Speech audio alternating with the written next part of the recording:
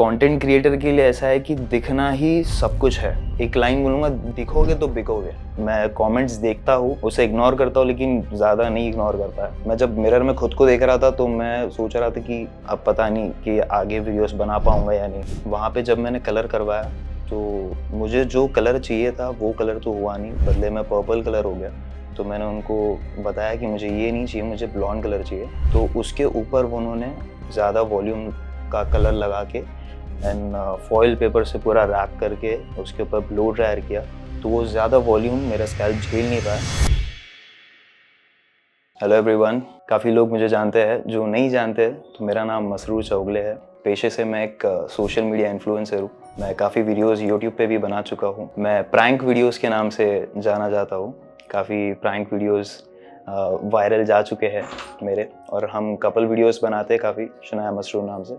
मेरे hair fall की journey ऐसी थी कि 2018 की ये बात है। मैंने एक नामचीन सैलून में हेयर कलर करवाया था, उसका नाम मैं डिस्क्लोज़ नहीं करना चाहूँगा। वहाँ पे जब मैंने कलर करवाया तो मुझे जो कलर चाहिए था वो कलर तो हुआ नहीं, बदले में पर्पल कलर हो गया।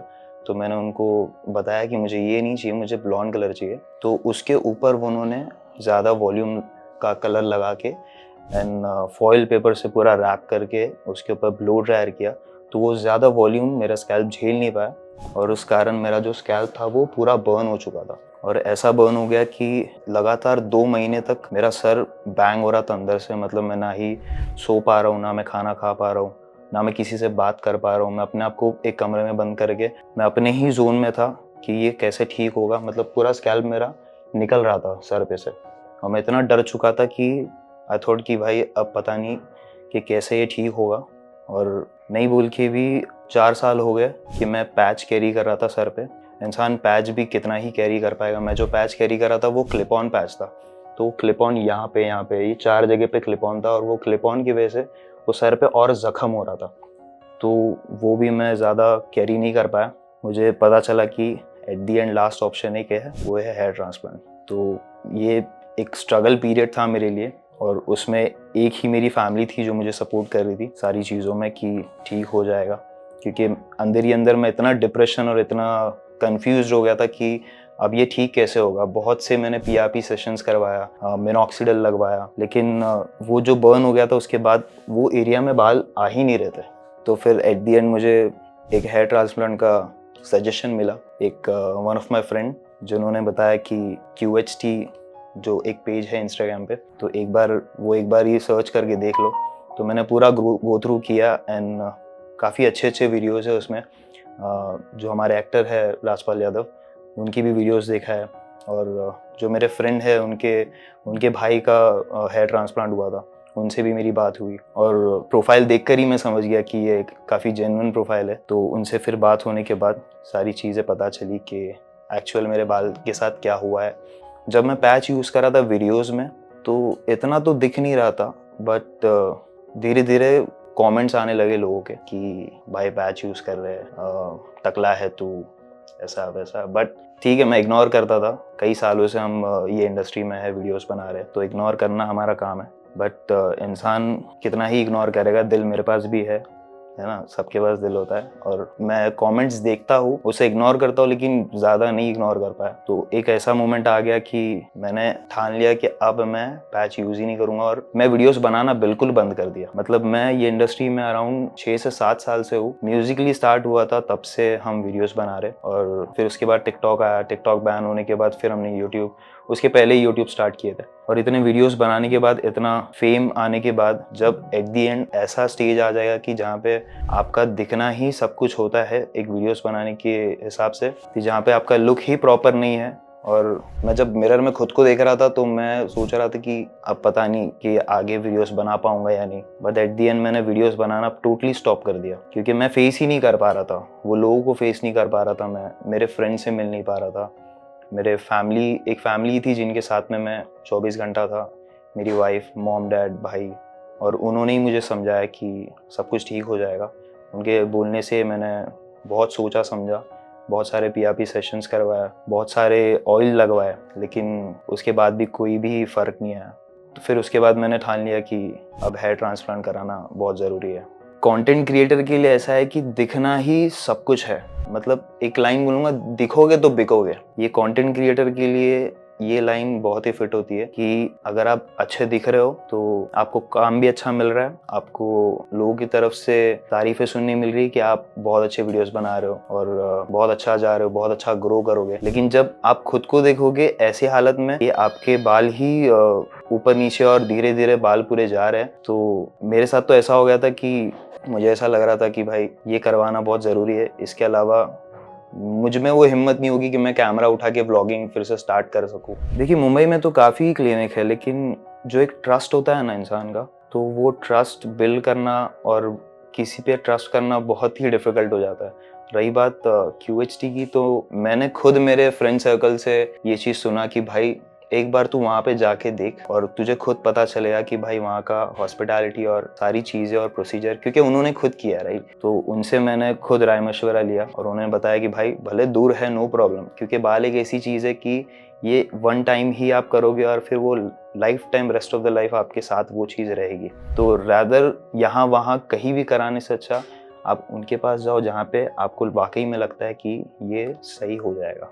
तो यही एक कारण था कि मैं मुंबई से ऑल द वे यहाँ पे आया, क्योंकि मुझे भरोसा है कि यहाँ पे हो जाएगा। एक्सपेक्टेशन बहुत हाई है और मैं आते साथ ही इतना एक्साइटेड था कि मैं सुबह मॉर्निंग में आया तब से मैं सोया ही नहीं हूँ बिल्कुल भी। मुझ में ऐसा है कि बस 1 घंटा पहले पहुंच जाओ, लेकिन चालू हो जाए। बस 3 दिन लग जाए, 4 दिन लग जाए, नो प्रॉब्लम। इस चीज़ के लिए मैं हफ्ता देने के लिए भी रेडी हूँ। मुझे ऐसा लग रहा है कि कब मेरा हेयर ट्रांसप्लांट हो जाए और मैं बाकी जो सारी चीज़ें मैंने अब तक का रुका के रखा हो कि भाई मुझे ये सारी चीज़ें करना है, वो चीज़ों का मैंने लिस्ट बना के रखा हो लिटरली, कि आफ्टर हेयर ट्रांसप्लांट मैं एक एक दिन गिन कर मैं जो जो चीज़ें नहीं किया वो सारी चीज़ें करूँगा इंशाल्लाह। बाकी तो पूरा भरोसा है मुझे QHT पे और बाकी सारी टीम्स पे।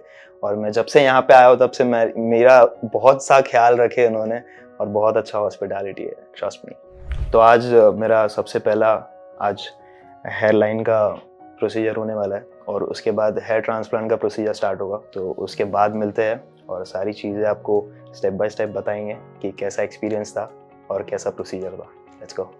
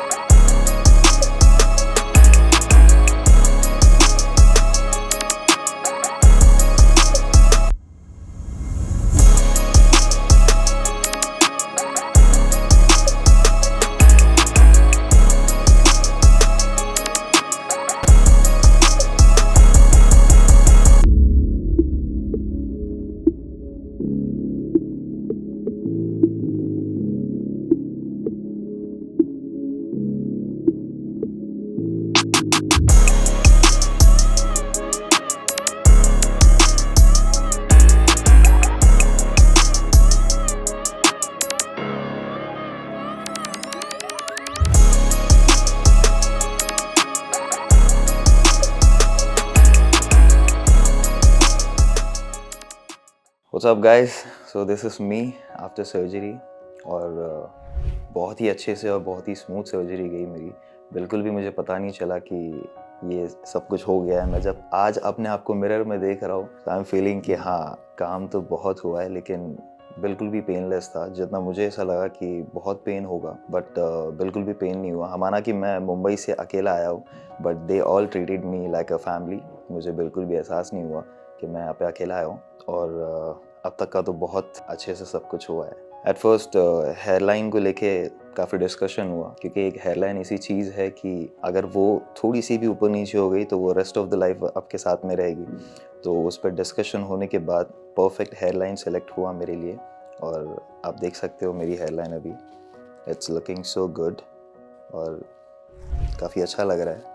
मेरा एक मैसेज सबसे रहेगा ये चीज़, मैं बहुत ही दिल से ये चीज़ आपसे शेयर करना चाह रहा हूँ कि जैसा मैंने अपने दिल में ये सारी चीज़ें एक दबा के रखा था कि मैं ये चीज़ें किसी को बताऊंगा नहीं कि मैं ये फेस कर रहा हूँ, हेयर ट्रांसप्लांट मुझे करवाना है, मैं किससे करवाऊँ, कैसे करवाऊँ। तो मैंने जितना वक्त लिया, मैं नहीं चाहता हूँ कि आप लोग उतना वक्त लो। जो भी ये चीज़ें फेस कर रहा है, आप लिटरली मैं बोल रहा हूँ कि आप इनको कांटेक्ट कर सकते हो। और मैं जब अपना पर्सनल एक्सपीरियंस बता रहा हूँ कि मुझे बिल्कुल भी ऐसा फील नहीं हुआ, या 1% का भी मुझे ऐसा दर्द नहीं हुआ कि भाई ये हेयर ट्रांसप्लांट में इतनी तकलीफ होती है, बिल्कुल भी नहीं सर, टच वुड। तो अगर आपको ये प्रॉब्लम है और अगर आप ये प्रॉब्लम फेस कर रहे हो तो प्लीज़ इन्हें कांटेक्ट कीजिए और जल्द से जल्द यहाँ पे आके अपना हेयर ट्रांसप्लांट करवाइए। तो हमारा फर्स्ट डे जब सर्जरी हुआ तो उसके लिए आगे का हेयर लाइन, मेरा हाफ हेयर लाइन हुआ था, एंड देन उसके बाद जो मेरा क्राउन एरिया है ऊपर का वो लेफ़्ट बचा हुआ था। देन पीछे से मेरा डोनर है, तो मेरा डोनर काफ़ी अच्छा था, तो इसलिए डोनर से बाल पूरा निकाल के आगे का एरिया है वहाँ पे पूरा इम्प्लांट किया गया। एंड देन फिर उसके बाद मुझे एक और दिन रुकने का आ गया, क्योंकि एक दिन में सारी चीज़ें नहीं हो सकती है, क्योंकि हर बॉडी की एक पावर होती है कि उतना ही वो झेल सकती है। तो जितना मैं झेल सकता हूँ मैंने उतना ही फर्स्ट डे पे मुझे कहा गया कि आप इतना ही आप आज के दिन करें, उसके बाद हम नेक्स्ट डे करेंगे। बाकी खाना पीना सब कुछ यहाँ पे प्रॉपर था। टाइम टू टाइम मुझे पूछा जा रहा था कि ब्रेकफास्ट, मैंने आज तक कभी टाइम पे ब्रेकफास्ट नहीं किया, मुझे यहाँ पे टाइम पे ब्रेकफास्ट दिया जा रहा है, लंच दिया जा रहा है, डिनर दिया जा रहा है। तो दिस वाज वेरी गुड और बहुत ही अच्छा एक्सपीरियंस था मेरा।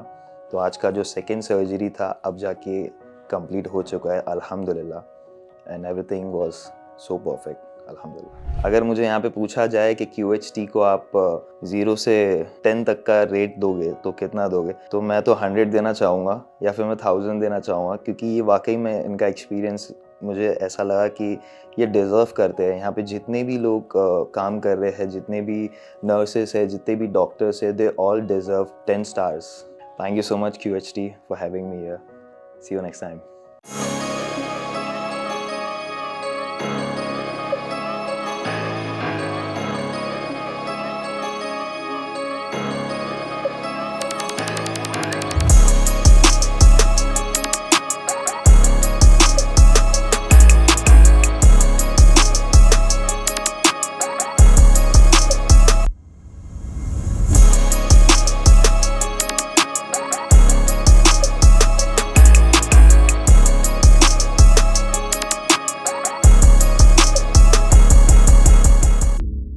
हेलो फ्रेंड्स, अगर आपने अभी तक हमारे चैनल को सब्सक्राइब नहीं किया है तो प्लीज इस वीडियो को लाइक कीजिए, शेयर कीजिए और हमारे चैनल को सब्सक्राइब कीजिए। और ध्यान रहे बेल आइकन दबाना ना भूलें, जिससे हमारे हर वीडियो का अपडेट आपको समय समय पर मिलता रहेगा।